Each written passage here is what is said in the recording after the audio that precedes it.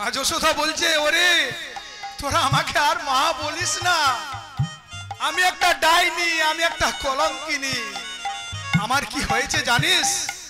আমি আজ ভোরবেলায় একটা স্বপ্ন দেখেছিলাম। আমি একটা ভোরবেলায় স্বপ্ন দেখেছি। কি স্বপ্নেতে কি হয়েছে গো?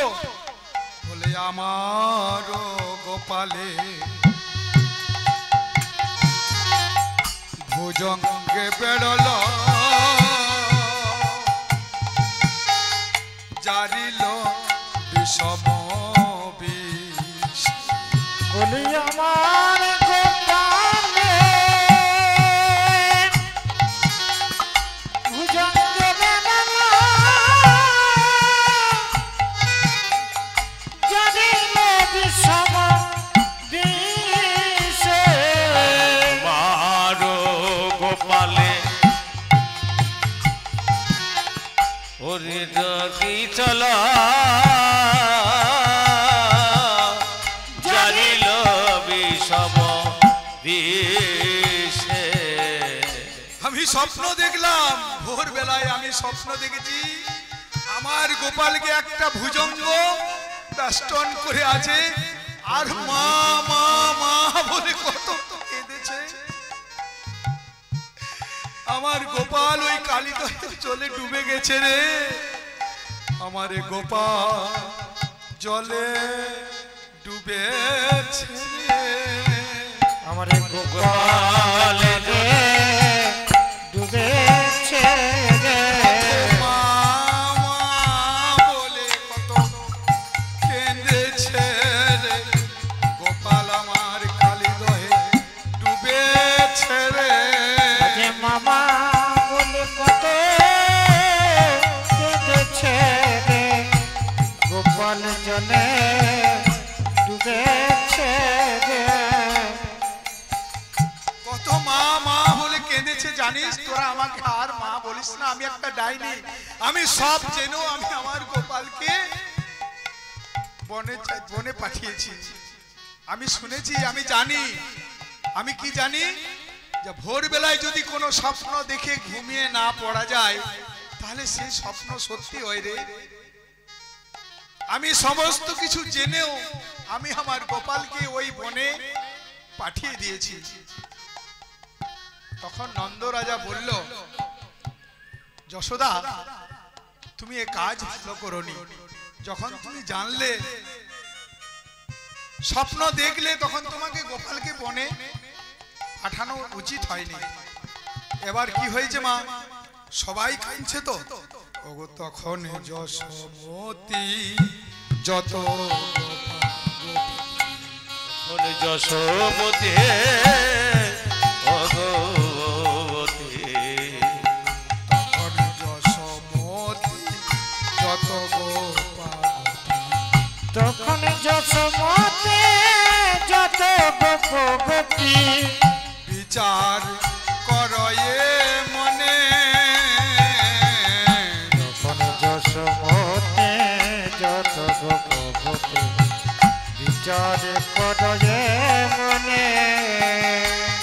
ওগো বলরাম বিনে সখা গণ শনে।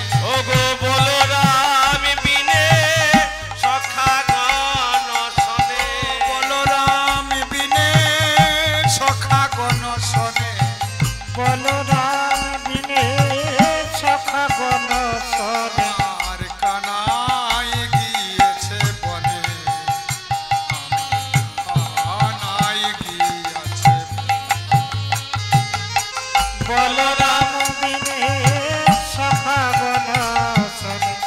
কানাই গিয়েছে বনে, কানাই গিয়েছে বনে। সবাই গোপ গোপী যশোমতী সবাই কাঁদছে। আর কে কাঁদছে মা? আর ওই যে রাখালরা জলের মধ্যে ঝাঁপ দিয়েছে, তখন গোপাল গোপাল করে আমার সেই কানাই যেই না কালিদহের জলে ঝাঁপ দিয়েছে, অমনি সমস্ত সখারাও কাঁদছে। কি বলছে? ওরে বজের কানুরে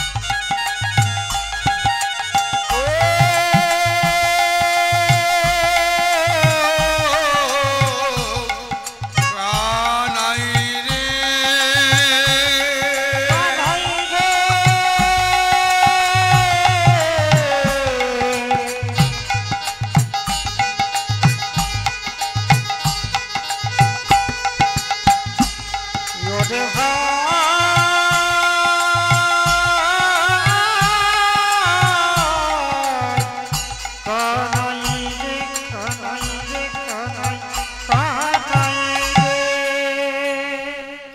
সবাই কাঁদছে, যশোদা কাঁদছে, সব ব্রজ গোপীরা সবাই কাঁদছে।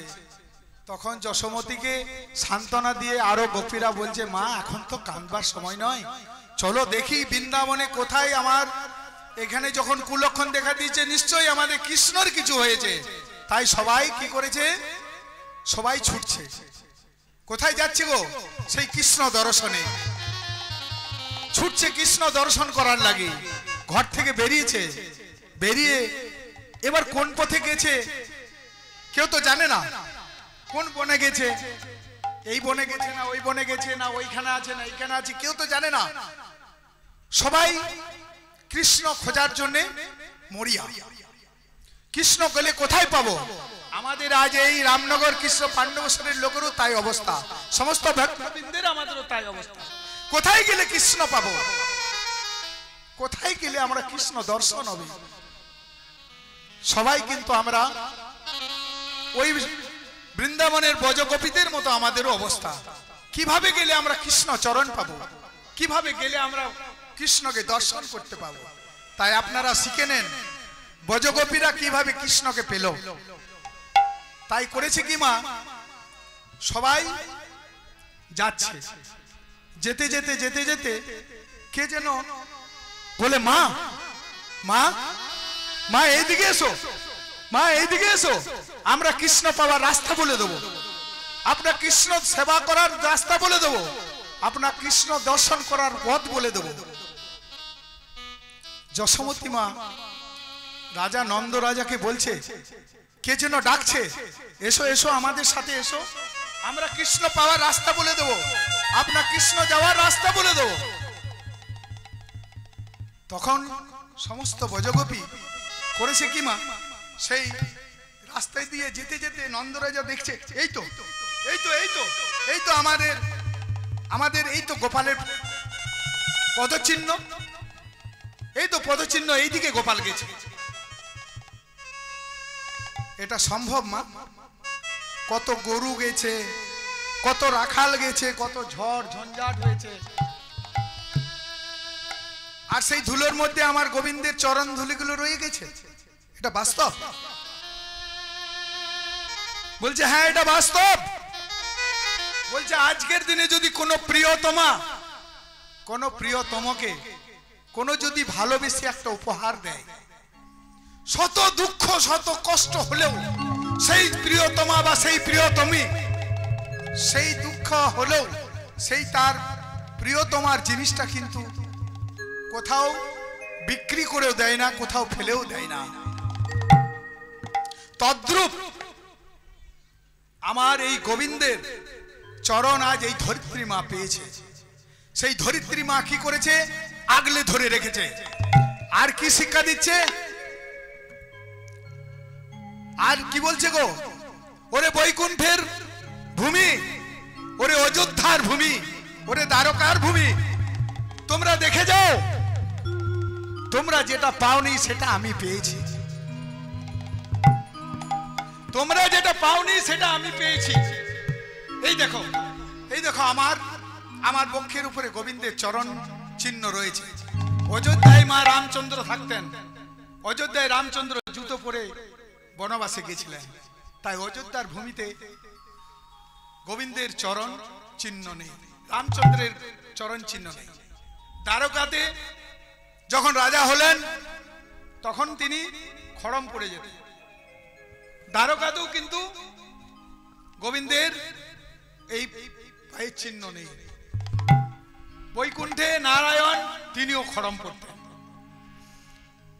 তাই এই আমার বৃন্দাবনের মাটি, বৃন্দাবনের মা বলছে, ওরে তোরা দেখ আমি আমার গোবিন্দের চরণ চিহ্নকে কিভাবে আঁকলে ধরে রেখেছি।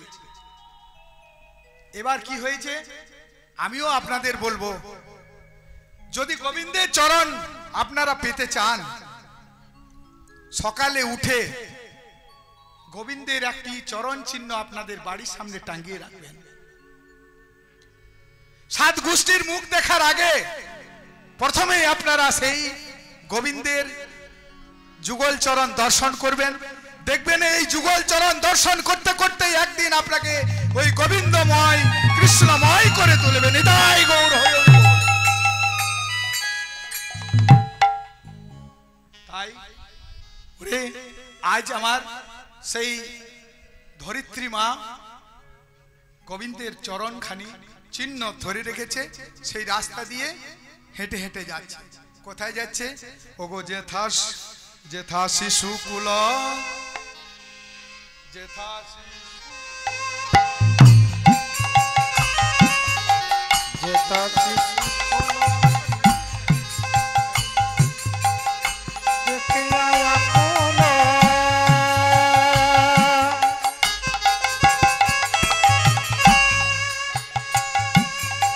সবাই চলিল ধে,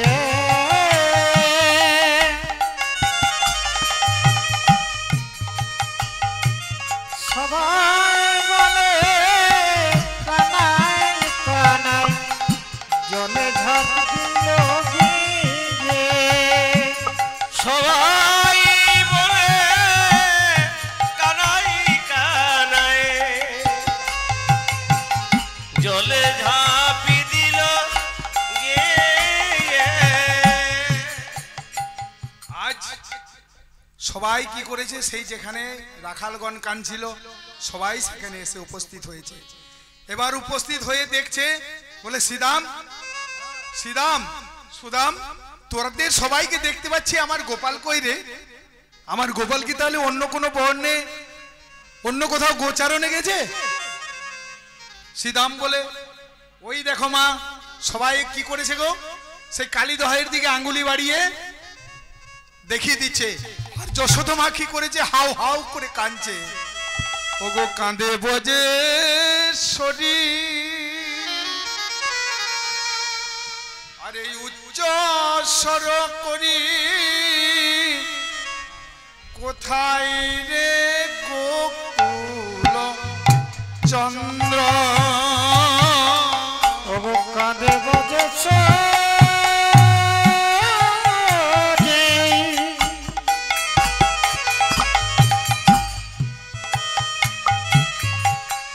কোথায় রে গোকুল চন্দ্র,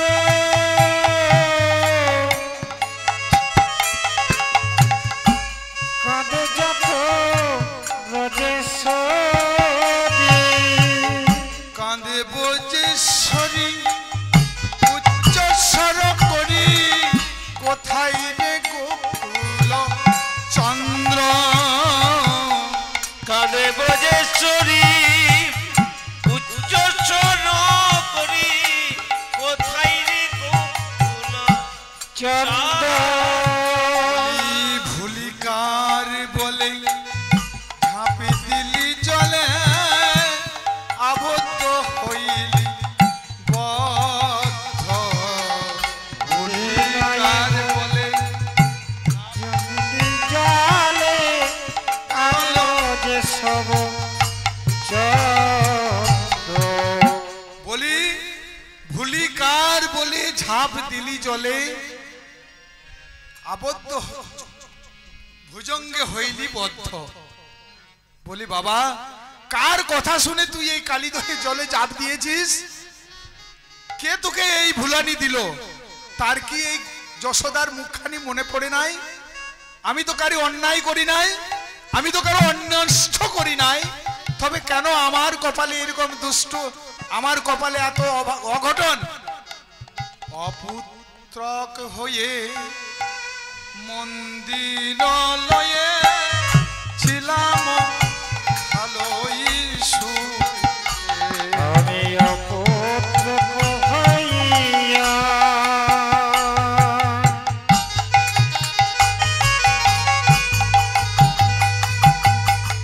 মন্দির আলায়ে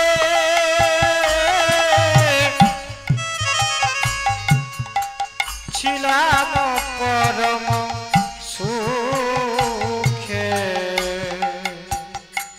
এই কালীদহ লীলা মা বড় বিরহের বেলা, বড় বিরহের লীলা। যদি গাওয়া যায় কেঁদে কেঁদে আকুল হয়ে যাবে। তাই মা যশোদা বলছে, ওরে কার ভুলি কার বলে ঝাঁপ দিলি জলে, ভুজঙ্গে হইলি বদ্ধ।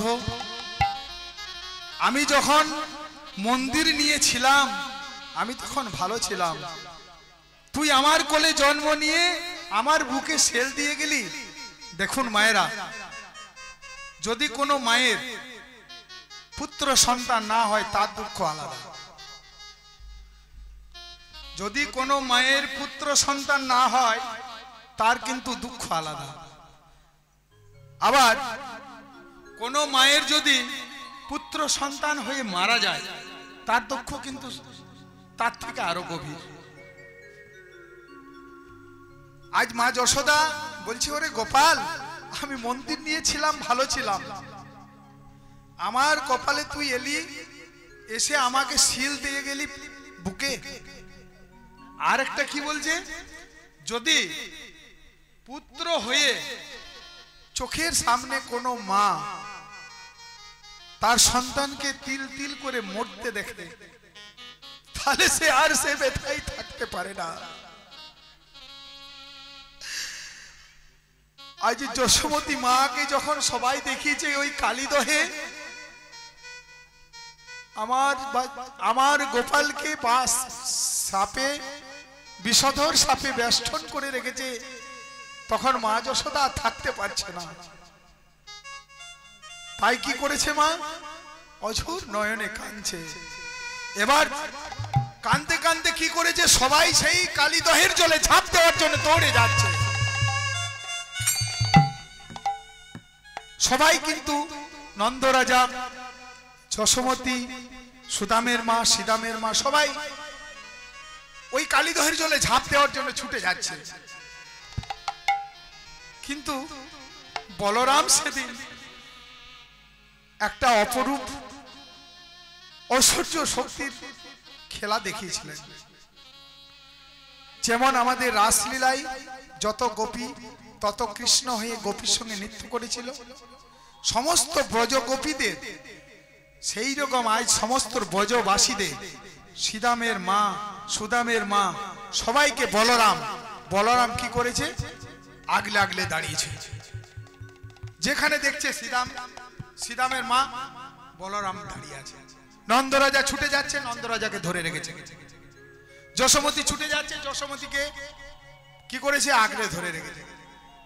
এখানে একটা বলরাম ঐশ্বর্য শক্তির রূপ ধারণ করে যত ব্রজবাসী তত বলরাম সেজে সবাইকে সেই ঝাঁপ দেওয়ার জলে ঝাঁপ দেওয়ার জন্য না দিতে গিয়ে সবাইকে আগলে ধরে রেখেছে।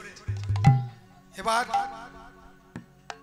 কানাই আমার দেখছে, যদি আমি এখন না লীলা সম্বরণ করি, আমার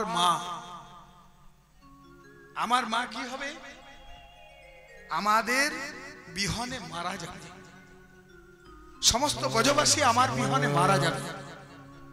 তাই গোবিন্দ করেছেন কি, মায়ের কথা চিন্তা করে, যদি মা আজ যদি আমি লীলা সম্বরণ না করি, অতি সত্বর যদি কালিওকে দমন করে না আমি উপরে যাই, আমি মাতৃবোধে ভাগী হব, মাতৃবোধে ভাগী হব, মাতৃবোধে ভাগী হব, মাতৃপথে ভাগী হব।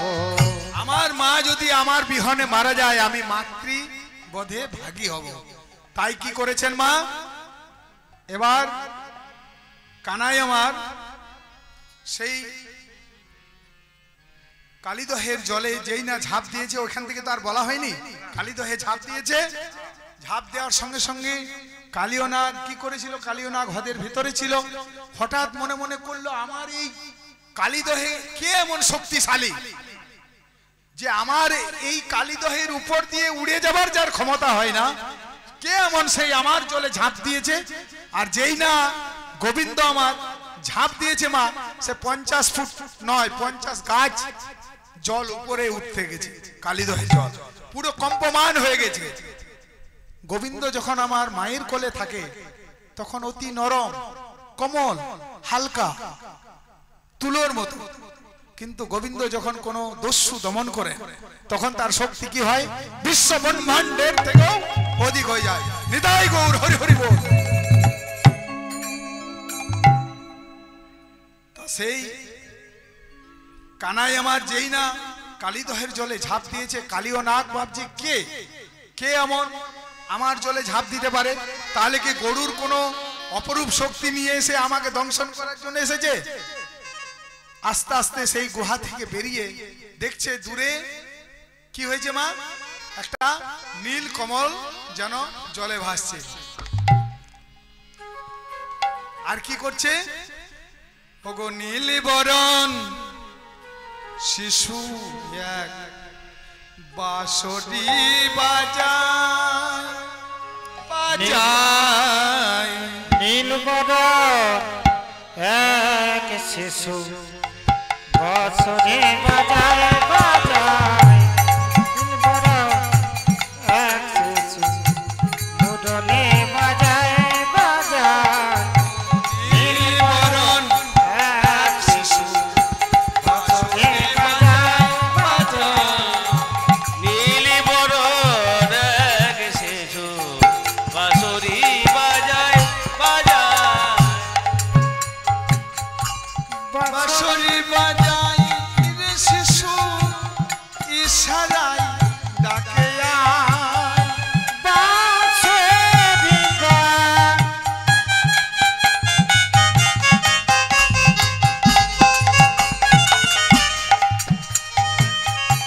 বাঁশরি বাজায় রে শিশু ডাকে ইশারা। ওরে বাঁশরি বাজাই রে শিশু, শিশু ডাকে ইশারা ইশারা। বাঁশরি বাজায় বাজায়। নীল বরণ এক শিশু বাঁশরি বাজায়।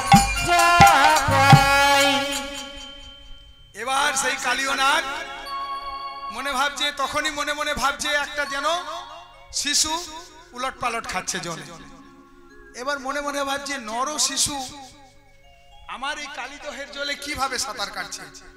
আস্তে আস্তে গুহা থেকে উঠেছে, উঠে কি করেছে মা, সেই গোবিন্দকে দর্শন করছে।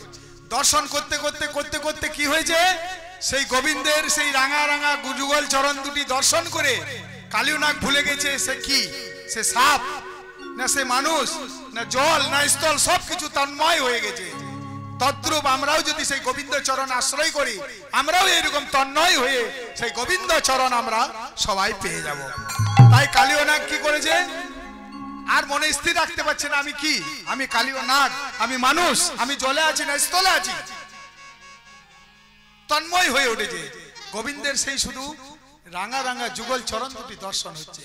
এবার মনে মনে কি ভাবছে, ও যাই, এবার কি করেছে, ছুটছে, কালীয় নাগ ছুটছে, গোবিন্দ দাঁড়িয়ে খেলা করছে, কালীয় নাগ ছুটছে ছুটছে ছুটছে ছুটছে ছুটছে ছুটছে ছুটছে কালীয় নাগ, কিন্তু দূরত্ব কম হচ্ছে না।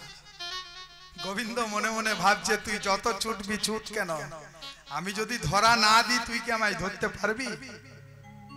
তো কালীয় নাগকে আজ তো কৃপা করবে। তাই কি করেছেন, কালীয় নাগকে কৃপা করার জন্য ও মনে মনে ভাবছে তুই যত ছুটবি ছুট, আমি যদি কৃপা না করি তাহলে তো তুই আমার চরণ পাবি না। তাই কালীয় নাগ ছুটছে, কালীয় নাগ দ্রুত গতিতে ছুটছে, আর গোবিন্দ আমার দাঁড়িয়ে দাঁড়িয়ে খেলা করছে। কিন্তু ছুটলে হবে, কিন্তু দূরত্ব কিন্তু কালীয় নাগের কম হচ্ছে। সে যদি নিজে ধরা না দেয় তাকে কেউ ধরতে পারবে না। তাই এবার কি হয়েছে, কালীয় নাগ যেই না সামনে গেছে, এবার কালীয় নাগকে দমন করে কালীয় নাগকে উদ্ধার করার জন্য গোবিন্দ আমার কি করেছে, কাছাকাছি যেই এসেছে কালীয় নাগ কি করেছে, তাকে পুরো বেষ্টন করে আস্তে আস্তে আস্তে আস্তে সেই গুহার ভিতরে নিয়ে গেছে, ভিতরে নিয়ে চলে গেছে মা। ভিতরে নিয়ে গিয়ে যেই না কালীয় নাগ তাকে বেষ্টন করছে, গোবিন্দ আমার তার শক্তি বাড়াচ্ছে, বাড়তে বাড়তে তার শরীর যেন ফুলে ফেপে চিত্র বিচিত্র হয়ে যাচ্ছে। এবার যত কালীয় নাগ যত বেষ্টন দিচ্ছে, গোবিন্দ আমার তার শরীর তত বাড়াচ্ছে। বাড়াতে বাড়াতে বাড়াতে বাড়াতে কি হয়েছে, এক সময় কালীয় নাগ আর কিছু করে উঠতে পারছে না। তখন কি করেছেন, গোবিন্দ আমার সেই মাথাটাকে ধরে এক লাফে সেই ফণার উপরে গোবিন্দ এসে দাঁড়িয়েছে। এবার যেই না গোবিন্দ এসে ফণার উপরে দাঁড়িয়েছে, এই ফণা ওই ফণা করে পা দিচ্ছে, আর পা দিতে দিতে কি হচ্ছে মা, এই ফণা ওই ফণা করতে করতে কি হচ্ছে, লাফাচ্ছে। তো লাফাচ্ছে তো কি মনে হচ্ছে, যেন গোবিন্দ ফণায় ফণায় নৃত্য করছে। ও গো ফণায় ফণায় দমন করি, ও গো ফণায় ফণায় দমন করি, ফণায় ফণায় দমন করি, ওগো ফণায় ফণায় দমন করি, নটবর রঙ্গে নাচিছে হরি, নটবর রঙ্গে নাচিছে হরি, ও গো ফণায় ফণায় দমন করি, ও গো ফণায় ফণায় দমন করি, নটবর রঙ্গে নাচিছে হরি, উচ্চতর রঙ্গে নাচিছে হরে। এবার কালীয় নাগ সেই ফণায় ফণায় নৃত্য করছে, আর যখন পা দিচ্ছে তখন কি হচ্ছে, সেই কালীয় নাগের ফণাগুলি একদম থেতলে যাচ্ছে। থেতলে সব ফণা তো বহু ফণা, কালীয় নাগের তো সহস্র ফণা। সেই গোবিন্দ আমার ফণার উপরে পা দিচ্ছে, পায়ে দেওয়ার সঙ্গে সঙ্গে পায়ের ফণাগুলো থেতলে যাচ্ছে। থেতলে থেতলে হচ্ছে কি, আর উতলে উতলে বিষ পড়ছে। তখন গোবিন্দ এবার দেখেছে আর তো কালীয় নাগের কোনো ক্ষমতা নেই। কালীয় নাগ বুঝতে পেরেছে, মা এ আমার কেউ না, এ আমার স্বয়ং হরি। মনে মনে ভাবছে, ঠাকুর তুমি আমায় এতদিনে দেখা দিলে, আগে দিলে না দেখা। আজ তো আমার আর সাধন ভজন করার ক্ষমতা আমার নেই, তুমি এমন সময় আমায় দেখা দিলে, এমন সময় আমায় ধরা দিলে, আমি তোমায় কিভাবে সাধন ভজন করব।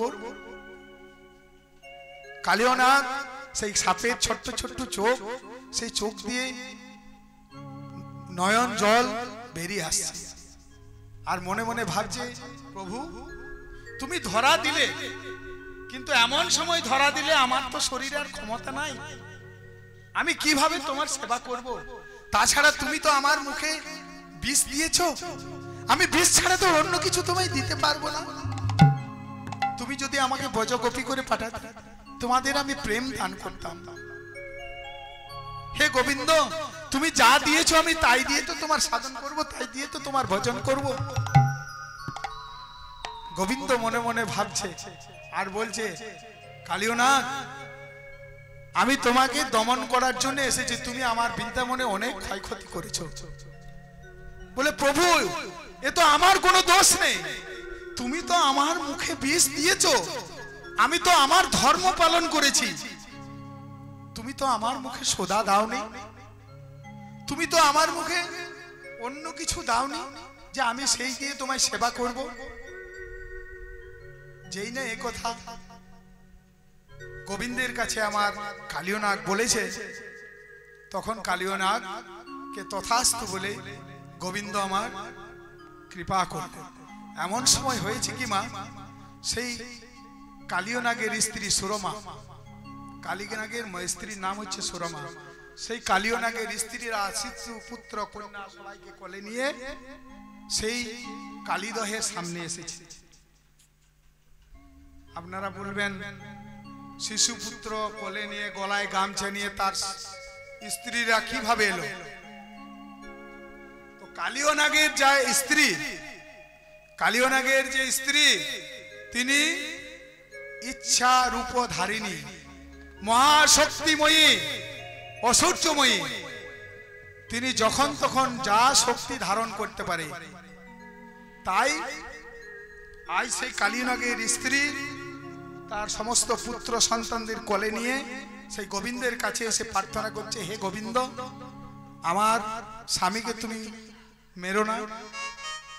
তখন গোবিন্দ মনে মনে হাসছে আর বলছে, ও তোমার এখনো সংসার করার বাসনা শেষ হয়নি? বলে না, সংসার করার বাসনার জন্য আমি ডাকিনি প্রভু। এতদিন আমি অভক্ত কৃষ্ণ স্বামীর সঙ্গে ঘর করেছিলাম।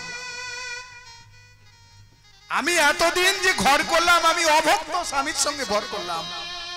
প্রভু, আমার স্বামী কোনোদিন তোমার নাম ধ্যান জ্ঞান কিচ্ছু করেনি। দেখো আজ আমার স্বামীর শরীর থেকে ওই দেখো কামনা চলে যাচ্ছে, বাসনা চলে যাচ্ছে, কাম ক্রোধ লোভ মোহ মদ মাৎসর্য সব চলে যাচ্ছে। আজ তোমার চরণে আমার স্বামীর ভক্তি হয়েছে, তাই সেই ভক্তি চরণ স্বামীকে নিয়ে আমি ঘর করতে চাই প্রভু। তখন গোবিন্দ আমার বলল, আচ্ছা ঠিক আছে, তাহলে তোমরা এক কাজ করো, তোমার এই স্বামী পুত্র স্ত্রী সন্তান সবাইকে নিয়ে রমণক দ্বীপে ফিরে যাও, বৃন্দাবন ছেড়ে তোমরা রমণক ছেড়ে যাও। নাগের স্ত্রী নাগাঙ্গনা কি করলো, ও গো নাগাঙ্গনায় আসি করো এই স্তুতি, নাগাঙ্গনায় আসি করো এই স্তুতি, নাগাঙ্গনায় আসি করো এই স্তুতি, নাগাঙ্গনায় করো এই স্তুতি, গরিবন হেরি হরি সমতি, হেরি গণ সব হয়ে সমতি। এবার সেই কালিয়নাগের স্ত্রীরা সমস্ত পুত্র সন্তানদের কোলে নিয়ে সেই গোবিন্দের কাছে এসে উপস্থিত হয়েছেন। এবার গোবিন্দ কি করলেন, তাদের বললেন, যাও রমণক দ্বীপে ফিরে যাও। তখন বলল, আমরা যে রমণক দ্বীপে যাব সেখানে তো গরুরের ভয়, যদি গরুর আমাদের খেয়ে ফেলে। বলে না, যখনই তোমাদের গরুর অত্যাচার করতে আসবে তখন তোমরা এই আমার বঙ্ককুশ যে চিহ্ন তোমার মস্তকে দিয়েছি, মস্তকটি তুমি নিচু করে দেবে। যেই গরুর তোমার এই মাথায় দেখবে বঙ্ককুশ চিহ্ন, তখন গরুর কি করবে, দূরে চলে যাবে। তাই গোবিন্দের কাছে অনুমতি নিয়ে সেই নাগ নাগিনী সবাই চললো রমণক দ্বীপে। আর এইদিকে গোবিন্দ কি করলো, তাড়াতাড়ি উপরে উঠে এলো। উপরে উঠে এলে এসে কি করলো, মা উপরে এসে দেখছে থরথর থরথর থরথর করে কাঁপছে। এদিকে মা যশোদা কি করেছে, সবাই দাঁড়িয়ে আছে। মা যশোদা দেখলো আমার গোপালের তো প্রচন্ড ঠান্ডা লেগেছে। এখানে একটা আশ্চর্য জিনিস এখানেও আছে, কালিয়া দমনে প্রচুর জিনিস, প্রত্যেকটা পদে পদে জায়গাতে গল্প। এবার সেই মা যশোদা কি করেছিল, সূর্য দ্বাদশ সূর্যকে বলল, হে দ্বাদশ সূর্য, তোমরা আমার গোপালকে সূর্যের তাপ দাও, যাতে আমার গোপালের ঠান্ডা দূর হয়ে যায়। আজও সেই বৃন্দাবনে দ্বাদশ আদিত্য বলে একটা জায়গা রয়েছে, আপনারা যারা বৃন্দাবন গেছেন আজও তাই দেখতে পাবেন। দ্বাদশ আদিত্য শিলা বলে ওখানে একটা জায়গা রয়েছে। তাই সেই গোবিন্দ গৌর হরি হরি বল হরি বল হয়েছে, তাই এসে ওখানে দাঁড়িয়ে গেছে।